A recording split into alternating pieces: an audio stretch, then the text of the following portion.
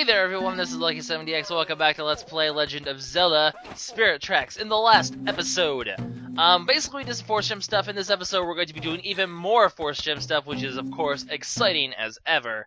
But, actually, this one is going to be more exciting than ever because these Force Gems are actually going to lead us to some pretty cool stuff, some pretty interesting new tracks that will actually lead us to a new area, actually. So, optional areas, crazy shenanigans, just stay tuned. It's going to actually be a rather interesting episode. Also, in general, these whole freight car side quests, I'm going to start speeding them up a bit because, well, I was like, okay, I wanted to get this much done in this episode, and then I looked at the time, and it was like 40 minutes for this episode. I'm like, this is ridiculous. You know, these freight car things are taking up way too much time. Like, the whole last episode thing, like, that shouldn't have even happened. That was just like, the passenger ones maybe, but the freight car ones, I can barely even justify keeping them at normal speed. So, I'm going to probably start, I'm not sure exactly how I'm going to do these still, but these ones I'm going to speed up.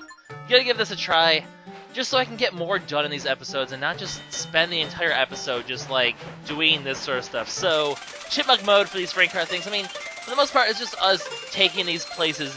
There isn't any, like, signs or anything to look out for. There isn't many other shenanigans. I guess this is gonna, in the end, this is gonna work out for the best. So, that's what we're going to be doing here, and then we're going to be exploring the new tracks, and there actually should be some interesting stuff coming out from it. So that'll be this episode. It's not going to be just be entirely Chipmunk Force Gems like other episodes could have ended up being, which, if it's like entirely Chipmunk Force Gem, that's when it's like kind of like, not really sure if that's a really good idea. But I do slow this down a bit though, because Zelda actually has a new conversation here, which is kind of a bit interesting, but I guess not really.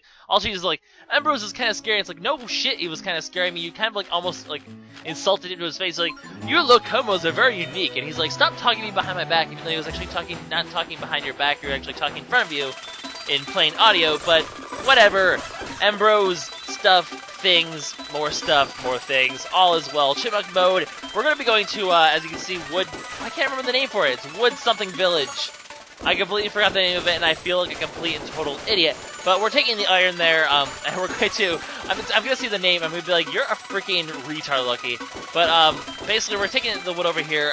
The guy who does the lumber actually needs it. It is Whittleton, not wood at all. I wasn't even close. I had the same first letter, and that's it. But this guy needs some iron, actually. For most of these side quests, like I said, you'll know them because you'll be talking to these guys, and they'll actually say, hey, I need some iron, and you'll know to bring this guy iron. But I'm sort of saving time for the most part by not really showing those sections off, like not going to these towns and being like, hey guys, we're going to start a side quest, this guy needs some iron, we're going to get some iron, oh, let's go all the way to Goron Village, hey, we got some iron at Goron Village, let's go all the way back. No, I'm just going to cut out half that and just go there, get the stuff, and go back, because you don't need to actually talk to people to activate the side quest in the first place. Thank goodness for that, because, well, the nice thing is actually, in case you haven't noticed, a lot of these Force Gems actually, well, like, perfect example right here. This one, the previous one leads right to the next one. We don't. We're talking to the same guy we just delivered iron to. We're gonna get wood, and as we know, this wood's gonna be going to Anuki Village, where and then near Anuki Village is yet another side quest. So they sort of just chain together in a very interesting way. The way I'm doing these sort of Force Gems, I find to be probably the quickest way in general to do them. I mean, there might be more efficient ways to do that, but I do think this way of doing it is pretty darn efficient. So, I guess if you're trying to minimize your time spent train traveling, this would be the way to do it. I mean, I guess if you're using this guy in the first place, wow, that noise sounded really weird. The chipmunk version of the train whistle, that completely threw me off. But, if you're following this guy to begin with, I'm sure you're not really looking to experience the game for yourself because you're experiencing the game with me, so you're not really doing it for yourself at the moment. But, you know, if you're playing the game normally, I guess it would be more like, you know, you'd be walking around exploring, finding these guys being like, hey, we need iron, and then you're just sort of putting two and two together and stuff like that. So that's generally, I guess, how the game would be going, but I'm sort of doing a more efficient version of it, which wouldn't necessarily be how one would normally play the game the first time. But then again, I mean, I guess LPs aren't really attempt to replicate playing for the first time anyway, unless it's a blind LP. So I guess in the end, it's all good. More goddamn golden spiders. They are everywhere. No. Okay, that was close. That was close. Close as well. But in case you didn't notice, for those golden spiders, it's usually a good idea to slow your speed down a little bit. That will actually help you in the long run for dodging the spiders. So it's usually a good idea to do that. But I'm going to quickly show off these new tracks. These first tracks that you get from bringing the iron to the wood guy, they're pretty much useless. They bring you, as you can see here, to the Forest Temple. Now, why you need a shortcut from the Forest Temple to anywhere, I don't know, because there's no reason to ever go up here anyway. And really, anything on the left side of the Forest Realm, outside of, say, the Rabbitland Rescue, there's really no reason to go to half these areas, like anywhere over here. So another shortcut over here to someplace where there's already a shortcut pretty decently nearby. I mean, you could just use the shortcut that we unlocked, from getting the kid, or not the kid, was from Anuki Village. You can just use that shortcut pretty easily, and use that pathway to get up there near the warp, and that's almost the same as the shortcut we unlocked. But I really don't see the point of this Force Gem, but it's one of the more useless tracks you end up getting. But that's okay, things can't be perfect. Now what I'm going to quickly do is stop at Rabbitland Rescue, because as I mentioned a few videos ago, we got all the rabbits, so we are all different, one of each kind of rabbit, so we're going to get a prize for that. And we're also going to get a prize for getting all 10 grass rabbits, which we got last episode. So, might as well go pick up the prizes now and see what we get. And they both are going to end up being rare treasures, so Mystic Jade, come on, Palace Dish, Palace Dish, Palace Dish! No Palace Dish. I think in terms of getting the ultimate train, I have everything I need except for the Palace Dish and the Pearl Necklace in terms of the normal sort of treasures. I say normal, well, one thing we're going to find actually in this episode is there are other bigger things we need to get in order to get this ultimate train set, and the stuff that I'm going to be doing in this episode pretty much, this is how you go about starting to get the ultimate train set. There are basically a couple treasures you need to get that are extremely rare, and then like you won't normally find them in normal treasure chests, and you have to basically do these little extra side quests in order to get them. And we're gonna be doing one of those in this episode. That's pretty important. If you want the ultimate train set, you really need really doing these. I mean, there's other ways to get the stuff you're gonna get here, because obviously the treasure you can sell them, but this is definitely the most, I guess, secure way of getting it, the most guaranteed way of getting this sort of stuff. So. Kind of failed to break there, but here we go. So we brought the wood over here. Just be careful. If you're gonna be exploring new tracks, by the way, and you have a thing in your freight car with you, just be careful. You don't want to get hit and accidentally have to start the side quest over. I mean, you don't want to pay the extra money. You don't want to have to do other sort of stuff. But we're gonna quickly, in case you noticed, I actually get paid for. I guess I could have gotten paid of the pirate necklace not a long time ago. Why am I getting paid of a pirate necklace? Like, who the hell pays someone with a random piece of treasure to be like, "Hey, buddy, thanks for doing me a service. You want cash? Well, take this necklace instead." That's perfectly good. I mean, it's worth 150 rubies. So I guess it's not even that bad of a pay, but I don't know, kind of a weird way of currency. I guess if we were paying people in necklaces, kind of a bit odd. But that'll take care of this. Eventually, we'll return back here. We'll see that the fence was actually built. But we don't really need to worry about that for now. We got the Force Gem. We really got all we need to take care of with the Nuki Village. I can't really. No, there's other stuff we need to do in Inoki Village. I lied. But that's all we need to do with the fence part now. Now, like I said, those tracks up there, the one that we got, it seems like they're completely useless, but this is definitely one of the more interesting and more exciting Force Gems to actually get. You'll see once we get there.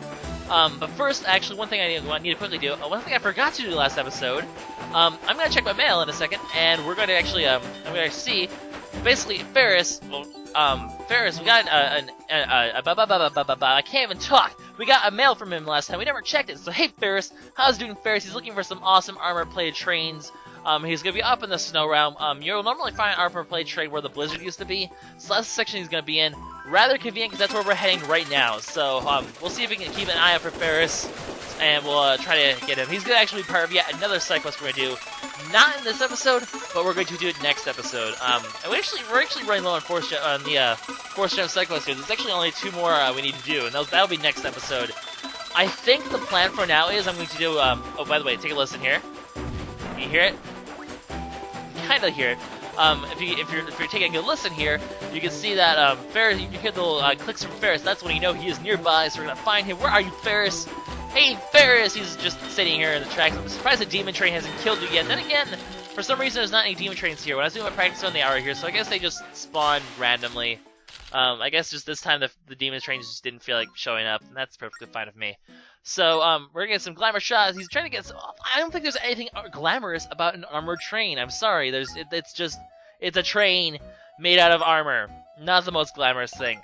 But, as you can see, he wants to, visit his idol, Alfonso. Well, Alfonso lives back in Alberta Village, and we're not gonna take him there now, because he's gonna go. We're just gonna drag him with us on a little journey. Sorry, Ferris. As much as I want to help you out for your quest, we're gonna be dragging you somewhere else for a little bit. I hope you don't mind. He's gonna be sitting okay, it's the snow realm, so it's probably freezing cold already, but we're gonna be leaving him for like a good, what, there's like 15 minutes left in the video? We're gonna be leaving him for like a good 15 minutes out in the freezing cold, where we're doing nothing while we go exploring. And that's gonna be poor Ferris, but you know, that's okay. We'll take Misty Elf out in the next episode, we'll get some more Force Gem stuff done. After the next episode, I'm hoping to get the 2 other Force Gems completed, and there's also gonna be another, basically, what we're going to find here, there's going to be another one of these in next episode as well. So we're going to complete those 2 things, and then, unless I decide to make next episode really long, I think what's going to happen is I'm going to complete the Force Gems next episode, and then the episode after that, I'm going to do the stuff to get to the Fire Temple, and then start the Fire Temple next the episode after that, and then hopefully complete the Fire Temple the episode after that one. So, although I'm wondering how long those videos are going to be, because I mean the Ocean Temple was actually pretty long, so I haven't refreshed myself in the Fire Temple recently, so I don't remember exactly how long of a temple that is. But we'll see how things work in time. We might just have some longer videos again, but that's okay. It's not like we haven't had longer videos for the past like 5 videos anyway, so it really doesn't make a difference. Really, for this game, I mean, I don't necessarily like making longer videos like this, but I just want to have some content. As you can see, content's right here, because it turns out there actually happens to be a hidden station all the way out here. And that is why getting some Force Gems are good. Sometimes you will unlock optional bonus stations that, I mean, it's just really cool when you find a new station like this. It's exciting. It's an adventure. And while there's not anything really too important here, there is some cool stuff you can get here, so it's certainly worth showing up to.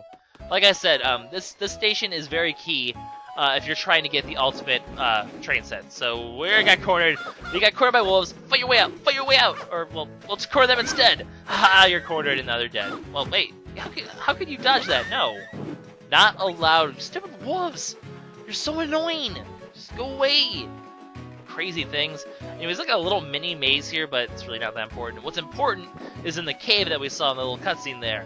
That is going to shenanigans. Basically, what the station ends up being is like a little mini dungeon. A lot of these stations will end up being either little gimmicky areas or little mini dungeon sort of stuff. You'll see what I mean, especially the later ones. But this is essentially a mini. It's like basically it's basically Snow Temple version 2, because we're gonna find a lot of the similar puzzles we saw in the Snow Temple, except a bit more complicated than before, and we're gonna have to solve them all over again. So for those of you who have been missing dungeons, hopefully this will whet your appetite a little bit for the Fire Temple, because this is very dungeon-like, and the reward for doing so is pretty nice as well. So now that we've slaughtered like entire wolf family, it's a wolf family reunion over here. Jesus Louises, because that is definitely a term to use. Jesus Louises, that makes perfect sense.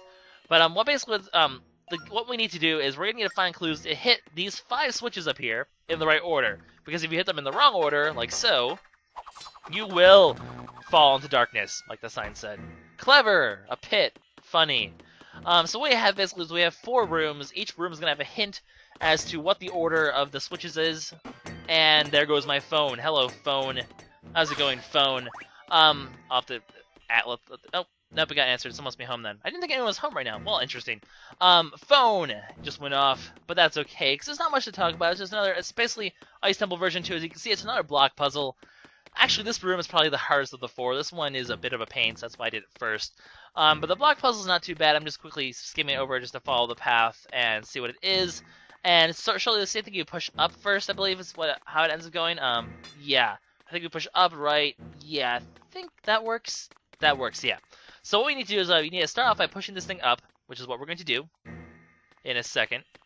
Oh, post-commentary, sometimes my time is a little bit off. I'm a little faster apparently figuring this out when I'm not playing the game, which makes perfect sense actually, will that be faster. But we're going to pushing it like this, and eventually you'll make just start like this, and it's pretty self-explanatory from there. Just pushing up is the first place to go, which I guess is a bit, well, no, there's not many other places you can push it. I guess you can push it down, but that really wouldn't end up getting you anywhere that would be useful, so in the end you just push it up, and it's really not that complicated of a block puzzle. I don't know if it's even that much harder than the one we saw in Inuki Village. That one I think was a little bit more complicated. However, this is where things get tough, is that we need to get past all these dudes while on a box. You remember how this whole riding the box thing works. This whole riding the box thing is just so hard to do. So what we need to do, I'm going to basically try to use the whirlwind. We haven't used the whirlwind in a very long time. And use these to reflect these things and kill them that way, because that seems to be the easiest way, especially given the fact that there's a bunch of arrows over there, and that makes things certainly a lot more complicated. So I'm going to try to just use that to... There we go, that's 2 of them down.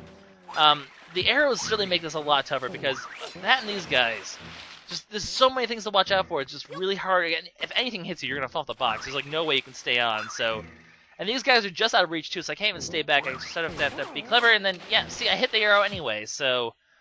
Oh boy, I could totally make an arrow to the knee reference here. I've played too much Skyrim, haven't I? But I won't. There will be no arrows to knees over here.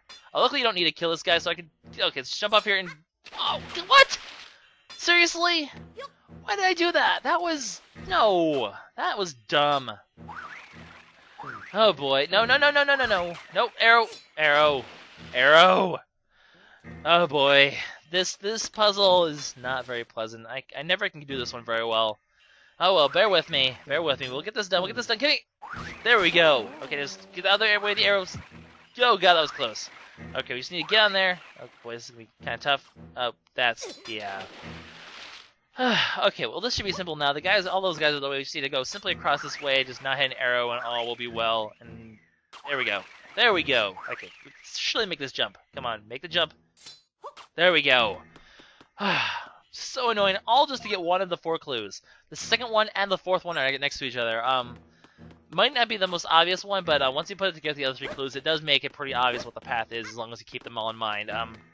I guess if you have to write these down somehow, it might not be a bad idea if you can't remember it. Luckily, I do have a decent memory, so I'm pretty good at remembering this kind of stuff. Now, luckily, there you will find hearts in all the pots over here. These guys are a bit annoying, but that'll be a good way to heal yourself up from the damage. That's probably the most dangerous one in terms of getting hurt. The other ones are just a lot more, just I guess, tedious. Not necessarily hard, but just more tedious. Like this one over here, where basically you hit a switch and the door opens, and we need to basically, we're gonna actually get a very, next episode we're actually see this mechanic in use even more, but basically what we need to do is, you need to go there as fast as possible while slipping and sliding on the ice like so. So basically you have to be you have to basically time your spins so you don't really, really? I miss it by that much? That's just unfair.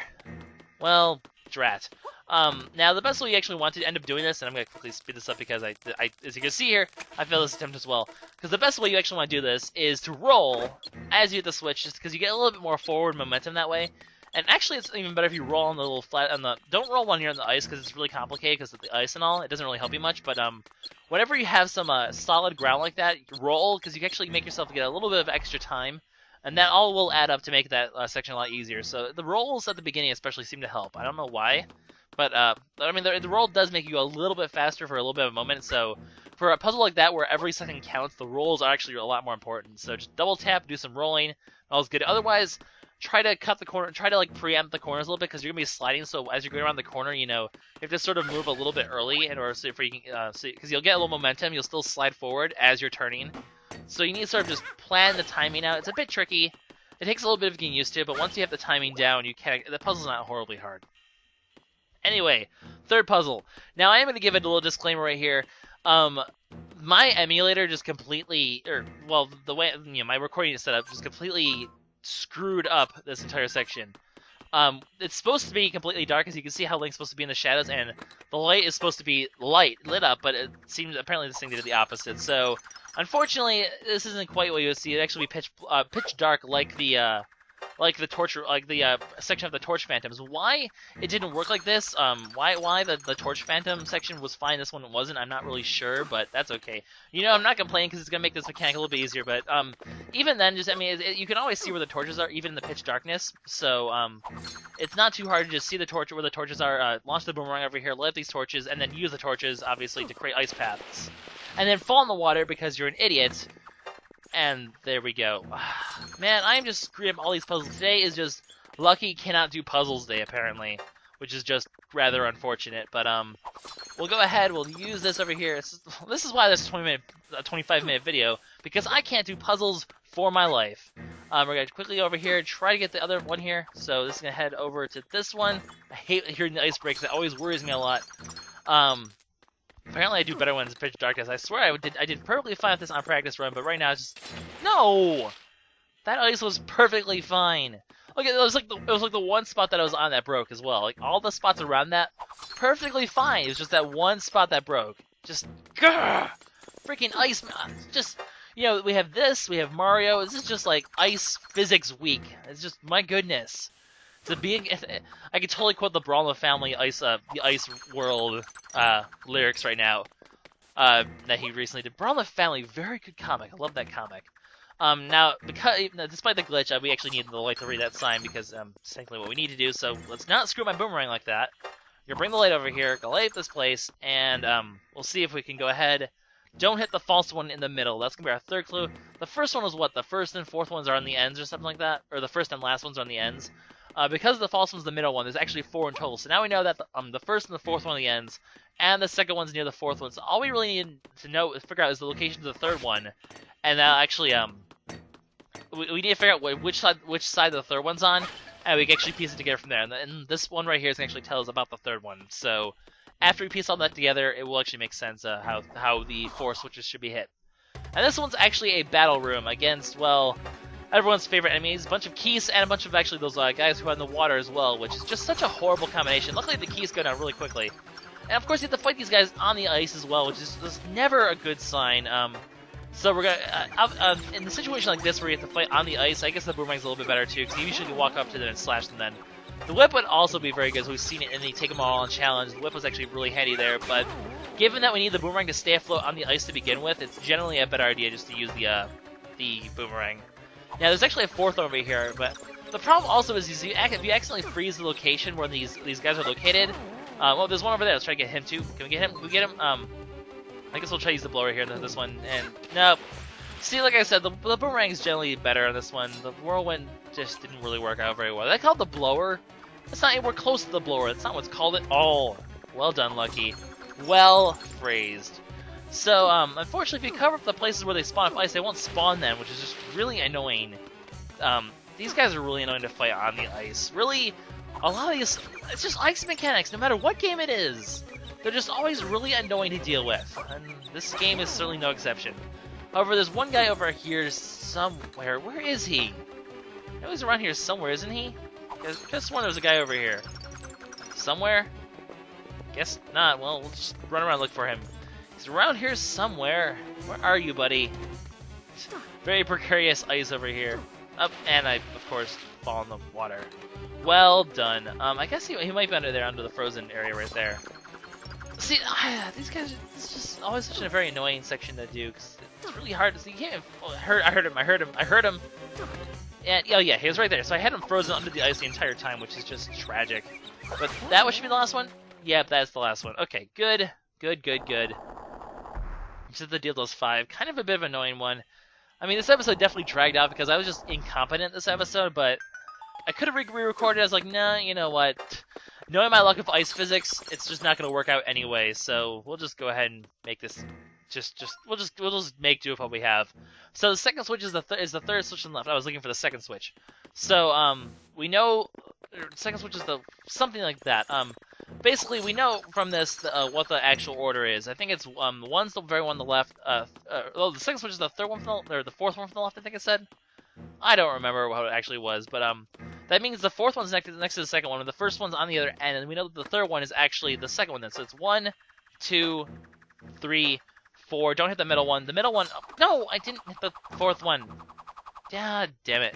Now in case you're wondering, by the way, in case you're curious, the middle switch, the fake switch, is actually the one that'll trigger the pit to happen. So just a little curious thing right there. Hit those 4 switches in the right order, and you'll be good to go. So yeah, as you can see, if you hit that one, it'll actually cause the pit to open. So that's what caused the pit to trigger earlier. Kind of interesting that they used the switch for that. I guess it's a little unique, but it's an interesting sort of puzzle, I guess. But that's actually the end of this part of it. And nope, that's right, we're not done quite yet. One more battle room with these guys, and this is just gonna be a painful. This is just be a painful mess right here. I had to fight these guys. Oh goodness. Just basically stay in a corner. Just hack at them as they come close. I think we've kind of dealt with a room like this before. I don't know if I'm not sure if we have before. I think we've always had torches. So when you have to fight them with our torches, just sort of hack away. You'll take damage. They don't do that much though. So just try to hack away as much as possible. Just try to keep them away if you can, and hope for the best, I guess. We got to get 2 of them down. So the third one should be pretty easy. There we go. 3 down. There's a heart over there. Okay, this one's almost dead. There we go. Oh, it's not actually that bad. Not too bad. Just keep hacking with your sword, and eventually things will work out. But with that, guys, we've actually finally completed this little mini-dungeon, which is pretty cool. Snowdrift Station is now complete, and a reward for doing so will be an amazing alchemy stone. Now, what these things are, they're worth a ton of rubies, as you're going to see in a second. They're actually worth 2,500 rubies, which is a ton. However, they are also used for the ultimate train set. You will need 2 of these and 2 wriggle rings for the ultimate train set. So this is one easy way to get an alchemy stone. There'll always be an alchemy stone. We'll actually see another alchemy stone really soon as well. So it's pretty easy to get those. And then we'll also find some wriggle rings in later dungeons similar to this one as well. There's a couple dungeons like this one that are just from force gems that will also get this. That will also be able to get you wriggle rings. So with that though, this is LuckySevenDX signing out. See you guys next time for the rest of the force gem side quest wrap up and more spirit tracks.